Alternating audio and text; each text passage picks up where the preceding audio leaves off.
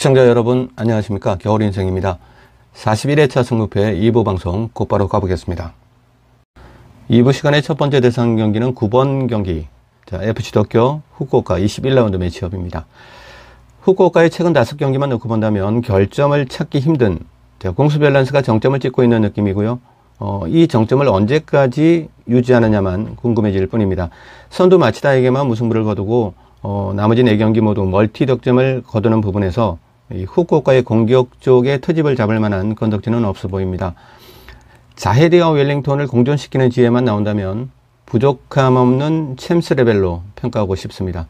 코노와 사토의 세컨 스트라이크 포지션도 라인 간의 공수 전환 속도는 물론이거니와 배구의 그 개인 시간차 공격을 보는 것처럼 자기 포지션에서 공수 밸런스를 조율하는 모습은 정말 기가 막힙니다. 특히 코노 선수. 자, 선두 마치다전도 그 원정임에도 불구하고 클린시트 경기는 뭐 제껴두더라도 유효 슈팅을 단 하나만 내주면서 무실점 무승부를 거둔 장면은 그롤리, 타시로, 미야다이키, 스리백의 승리와 다를 바 없다고 보여집니다. 후쿠오카의 스리백의 그 웅장한 오케스트라 같은 느낌. 자, 이런 느낌은 마치다전을 보면은 후쿠오카의 스리백이 얼마나 정말 웅장하냐, 이런 부분들을 느낄 수가 있습니다. 무라카미 키퍼의 50%가 넘는 무실점 게임의 퍼포먼스. 자, 이런 부분은 그냥 덤이라고, 덤으로 가져간다. 이렇게 해도 될 것 같고요. 요코마리에게 그 직전 경기였죠. 요코마리에게만큼은 팀 점유율에서, 요코마리가 리그 1위고, 그리고, 후쿠오카가 리그 22, 1등과 꼴찌의 싸움이라서, 기회 창출 능력에서부터 열세로 보았는데, 원팀의 위력을 발휘하면서 요코마리를 잡아내는 것을 보고, 당분간은 이 후쿠오카에게 제동을 걸 만한 팀이 없지 않을까, 그렇게 보여지기도 했습니다. 반면에 도쿄는 공격과 관련된 부분에서는 상당히 클래식한 전술을 펼치지만, 중앙 포워드 부분의 아라키, 그리고 볼란치 포지션의 코다카이로의 경기력에 따라서 결과에 많은 편차를 보이는 부분은 도쿄 FC의 어떤 보이지 않는 약점, 그렇게 볼 수가 있겠죠. 아무튼 이 도쿄 FC의 그 비대칭 전력과 후쿠오카의 현재, 이 두 가지를 가지고 시뮬레이션 충돌을 시켜보면 의외로 서두르지 않는 도쿄의 후쿠오카의 그 빅찬스 메이킹이 좌절되는 모습을 자주 보게 됩니다. 상당히 뜻밖이었고요. 시뮬레이션 같은 경우는 그 양 팀의 11을 만들어서 가상 게임을 펼치는 것인데, 그런 부분이 거의 잘 들어맞을 때도 있고, 또 뭔가 그 처음에 포인트를 잘못 잡으면 계속해서 첫 단추를 잘못 깨게 되면 결과도 좀 엉망으로 나올 때도 있죠. 그래서 이 라인업을 짤 때 굉장히 잘 짜야 되고, 그 전술 포메이션을 정할 때 잘 정해야 결과도 실제 결과치와 상당히 좀 근사치로 가지 않나, 그런 생각을 해봅니다. 라리가에서는 이런 시뮬레이션을 거의 일상적으로 하는데, 이런 제1리그에서 얼마 전부터 한번 해봤는데, 아직은 잘 모르겠습니다. 어느 정도 성과가 나오게 되면 또 다른 말씀을 드리도록 하겠습니다. 아무튼 그 3, 4일 간격으로 치러지고 있는 중반기라서 이 아라키, 코타, 소마, 마츠키 등 피지컬 회복 속도가 빠른 그 어린 포워드 라인으로 하여금 전반을 통제시키게 하고, 후반 메이드 찬스에서 노련한 노장이죠. 올리베이라와 나카가와를 투입하면서 리드한 상황을 지키든지, 아니면 무승부 흐름이라면 이 전술 이행 능력이 남다른 두 노장에게 결승골을 요구하는 그런 전술 카드를 던지는 도쿄가 되겠죠. 자, 후쿠오카가 이런 도쿄를 상대로 승리의 기세를 가져가려면 전반전에 리드를 빼앗기지만 않으면 될 것 같고요. 후쿠오카의 일사불란한 조직력과 템포를 조절하는 능력이 빛을 발하는 후반이 되지 않을까 조심스럽게 전망을 해보겠습니다. 두 상승세의 팀이 충돌하겠지만 전반적으로 릴렉스하게 임팩트 있는 순간들을 리딩할 것 같은 후쿠오카의 미세한 우세를 전망해 보겠습니다. 하지만 도쿄가 이 아지노모토 스타디움에서 올 시즌에 패배한 팀의 이력을 보는 순간 후쿠오카의 승리 구간에서 약간 옆으로 물러나서 무승부 구간으로 급선회했습니다. 이 도쿄가 올 시즌에 아지노모토 스타디움에서 패한 세 팀의 이름은 선두마치다, 그리고 간바 오사카, 그리고 빗셀 고베입니다. 자, 다음은 10번 대상 경기 쇼난과 교토 상가 21라운드 일정입니다. 10번 경기부터는 조금 간단한 팩트로만 예측을 해보겠습니다. 자, K리그 경기도 있고 주말에는 MLS 경기도 있고 해서 이 빠른 시간에 J리그는 정리하도록 하겠습니다. 쇼난은 적지만 빅찬스를 창출해내는 능력, 그리고 교토 상가는 많은 스몰 찬스 속에서 메이드를 만들어내는 능력. 자, 이 두 팀이 가지고 있는 각기 다른 두 능력치의 크기를 승리라는 결과로 만들어낼 수 있는 선수들이 있죠. 자, 교토 같은 경우는 구성용 키퍼, 그리고 찬스 메이커 마치다 테마, 원볼란치 포지션의 가와사키 쇼타. 자, 이 세 선수를 주의 깊게 보시면 되실 것 같고요. 그리고 쇼난 같은 경우는 역시 원볼란치 포지션의 다나카 사토시, 그리고 송범근 키퍼, 그리고 찬스 메이커 서즈키 유토. 자, 이 세 선수. 그러니까 이 중에서 필드 플레이어 2명이 있고 골키퍼가 1명이 있는데, 이 필드 플레이어 2명이 화면에 많이 잡히는 팀이 승리하는 팀의 맨 오브 더 매치가 될 것 같고요.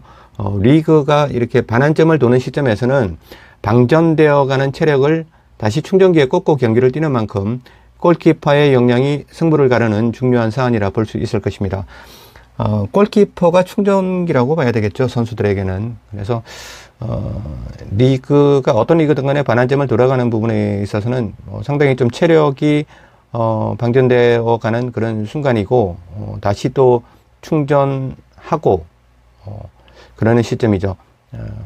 이 시점에서는 골키퍼가 하는 부분이 그 골문을 지키는 부분만 아니고 선수들을 통제하고 격려하고 또 리딩하고 힘을 줄 수 있는 여러 가지 부분들이 있습니다.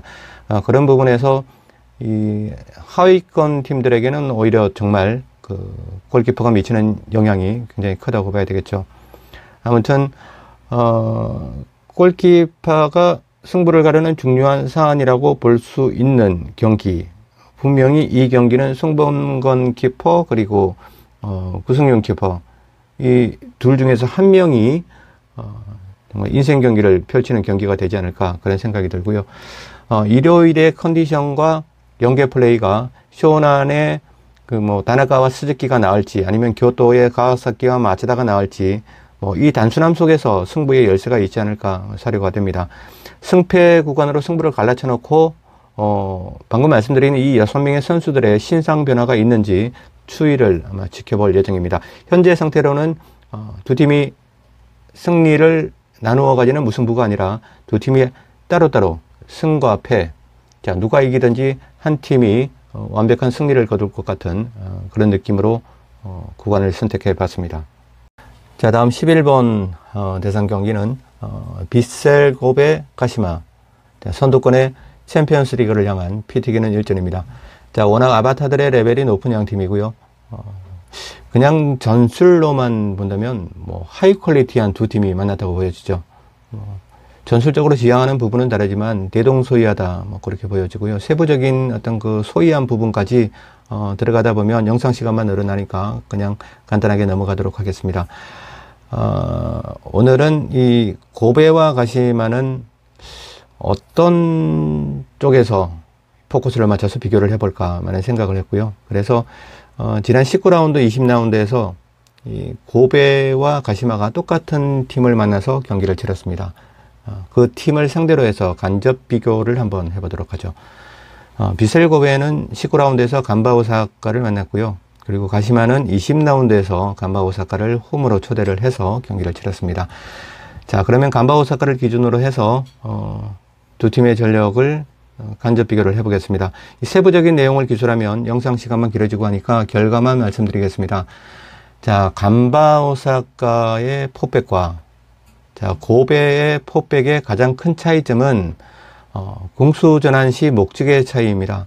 자, 간바는 라인 간의 간격을 좁히고 유기적인 움직임으로 모든 포지션이 동시에 빌드업을 하면서 이 상대를 쪼여가는 반면 고베는 원볼란치를 격려하고 또 공미를 격려해서 스트라이크까지 7초 이내에 메이킹 과정을 가져가는 스피드를 모토로 하는 상당히 공격적인 킬링 작업을 실행합니다. 자, 볼란치를 격려하지 않고 다이렉트로 파이널 세트까지 갈라쳐주는 5초 완성 메이킹 루트의 속도는 J리그 탑급입니다. 자, 가시마가 간바 오사카와 지난 라운드에서 경기를 치렀잖아요. 그래서 그 간바 오사카의 포백, 그리고 이번 라운드에서 치르게 될 고베의 포백의 그 차이를 한번 말씀을 드려봤습니다. 그러면 이 가시마는 간바와 경기를 할 때와 완전히 다른 경기를 해야 되겠죠. 정반대입니다. 정말 간바와 고베의 그 어떤 전술적으로 지향하는 그 부분은 그러니까 바라보는 눈이 다르죠. 절대 눈이 겹치지 않고 다른 쪽으로 갑니다. 그만큼 다른 부분이 많기 때문에 가시마가 이 홈에서 간바를 지난 라운드에서 몰아붙이고도 소득은 없었고 한 차례의 큰 위기만 초래한 부분만 얼핏 보면은 훌륭한 기록지를 받아든 것 같지만 이 고베를 상대로 같은 패턴으로 가면 가시마가 실점할 위기가 아마 배가할 것으로 전망해 봅니다. 이 가시마의 공격력과 미셀 고베의 공격적인 전술이 상충되면서 가시마도 골을 메이드 한다고 가정을 하더라도 1대1. 자, 하지만 원정 9경기에서 8경기를 승부를 갈랐던 가시마, 그리고 지난 주중 라운드를 제외하고 홈 9경기에서 8경기를 승부를 갈랐던 비셀 고베. 참 신기하죠. 가시마는 원정 9경기에서 무승부 1번, 그리고 4승 4패, 4승 1무 4패, 그리고 비셀 고베도 홈에서 무승부만 1번이 있고 4승 1무 4패. 참 그 일정표를 누가 짜는지는 모르지만 한 번씩 보면 참 기가 막힌 그 일정들이 있거든요. 그래서 이번 고베와 가시마의 일정도 보면 좀 굉장히 재밌을 것 같은 그런 매치업이기는 합니다. 하지만 그 간바 오사카와 고베가 얼마나 다른 부분으로 2, 3선을 운영하는지 아니면 전체 11을 운영하는지 그런 부분들을 제가 방금 기술을 해드렸는데 그런 부분들을 가시마의 벤치에서도 분명히 생각을 하겠죠. 그러면 지난 간바와의 경기에서 가시마가 펼쳐내었던 그런 경기력은 지금 아무런 어떤 그 분석의 자료 이런 부분으로 효용 가치가 없다는 생각이고요. 가시마가 좀 상당히 그런 공격적인 퀄리티가 어떨 때는 보면 어떤 부분에서 보면 비셀 고베를 능가하는 부분도 굉장히 많다고 생각합니다. 고베 같이 아주 전술적으로 완벽하게 짜여진 그런 부분들을 이행하는 능력이 뛰어난 건 아니지만 가시마 같은 경우는 개개인이 가지고 있는 능력이 뛰어나기 때문에 순간적인 전술을, 그러니까 미완성 전술을 완성된 전술로 만들어줄 수 있는 그런 영리한 선수들이 많다는 거죠. 그래서 고베가 전술적으로 완벽하게 이행 능력을 가진 선수들, 그런 아바타, 그래서 제가 아바타라고 말씀드리는 거고, 그런 아바타들이 많은 반면 가시마는 개인적으로 어떤 전술이 나오더라도 그 미완성 전술을 전술의 완성으로 만들어줄 수 있는 그런 선수들이 있다는 겁니다. 그래서 가시마가 기본적으로 이런 고베처럼 간바 오사카보다는 좀 더 공격적인 고베를 상대로 해서 물론 한 골 정도는 넣을 수 있지 않을까 싶고, 또 고베도 가시마가 간바를 상대로 한 부분들, 그런 경기를 보면 충분히 홈에서 이렇게 한 골을 잡아낼 것 같고, 그러다 보면 1대1이 되죠. 근데 원정 경기에서 4승 1무 4패, 자, 홈과 승리와 패배만 기록하고 있는 가시마, 그리고 홈에서 승리와 패배만 기록하고 있는 비셀 고베. 그래서 무승부를 서로가 싫어하는 어떤 그런 느낌이 들었고, 그래서 무승부의 기운은 온데간데 이제 없애버리겠습니다. 그래서 승무 중에 초이스를 하고 싶었는데 무승부가 없어졌으니까 이제 상남자 겨울인생도 무승부보다는 승부를 한번 내보겠습니다. 비셀 고베의 승리 구간을 단통으로 가져가 보겠습니다. 자, 다음은 2부 시간의 마지막 경기입니다. 12번 사간도스와 가시와의 일전이고요. 이 경기는 그 어떤 뭐 전술적인 부분, 뭐 분석에 관련된 부분은 하나도 없습니다. 그냥 루틴으로 가져가는 구간이고요. 이 경기는 사실 뭐 양팀의 전술이고 뭐 전력이고 나발이고 뭐 2.00 지금 원정팀 가시화가 2.00이라는 극정배당을 제시받았거든요. 근데 짝대기가 25%입니다. 그리고 무승부 짝대기가 지금은 42%까지 부풀어 올라 있습니다.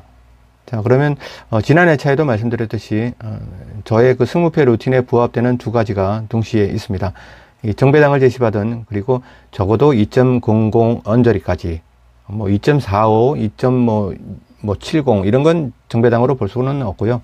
그냥 2.00이면은 아무리 그 배당의 변화폭이 크다고 할지라도 절대 정력이 바뀌지는 않겠죠. 그래서 이런 2.00 정도의 극정배당을 제시받은 가시화의 짝대기가 25%, 오히려 짝대기로 보면 역배당이죠. 자, 이런 부분, 이게 첫 번째 부합되는 조건이고, 그리고 무승부의 짝대기가 지금 42%를 넘어갔습니다. 40% 넘어가는 무승부는 절대 안 갑니다. 그래서 이거는 분석과 관련 없는 어떤 그런 부분이고요. 저는 이런 경기는 그냥 가져갑니다. 시간도 세이브 해주고, 틀리더라도 틀리면 할 수 없는 거고요. 저는 이런 부분들을 무지성 배팅이라고 하는데, 틀리더라도 무지성 배팅이 상식인 구간도 있어야죠. 회차마다 이런 구간들이 한두 구간 정도 꼭 있으면 좋겠는데, 이번 경기도 보니까 다행히 있더라고요. 그래서 12번 경기는 가시화의 승리, 단통 구간으로 후회 없는 도전을 해보겠습니다. 이런 경기가 하나 있어서 그냥 감사한 마음이고, 구독자님들께서는 이런 경기는 제가 추천하는 구간은 좀 아니다는 그런 생각이 들고요. 좀 너무 성의 없는 그런 느낌이지 않습니까? 그래서 구독자님들께서는 이런 경기는 미친놈 지랄하고 자빠졌네 하고 그냥 넘기시고, 본인들의 촉을 믿고 신뢰해 보는 것이 훨씬 도움이 되지 않을까 생각해 봅니다. 자, 이상으로 J리그 8경기는 투마킹 2개로 정리를 했습니다. 남은 K리그 6경기에서 5경기는 단통으로 가져갈 예정이기 때문에 41회차 승무패 종잣돈은 8,000원 아니면 12,000원이 되겠죠. 자, 현재 K리그 6경기가 남았고요. J리그 8경기에서는 투마킹 2개, 현재까지 4,000원 복식 구간이고, K리그 6경기에서 한 경기만 복식을 가져가는데, 투마킹이 될지, 쓰리마킹이 될지는 아직 모르겠습니다. 지금 이 방송이 끝나는 대로 이제 또 K리그를 정신없이 파볼 생각입니다. 자, 그럼, 보물섬이 목전에 왔다라는 마음으로 준비를 해본 승무패 41회차 분석방송. 자, 여기에서 모두 마치도록 하겠습니다. K리그와 멤버십 채널이 함께하는 3부 방송에서 다시 만나 뵙도록 하겠습니다. 감사합니다. 겨울인생이었습니다.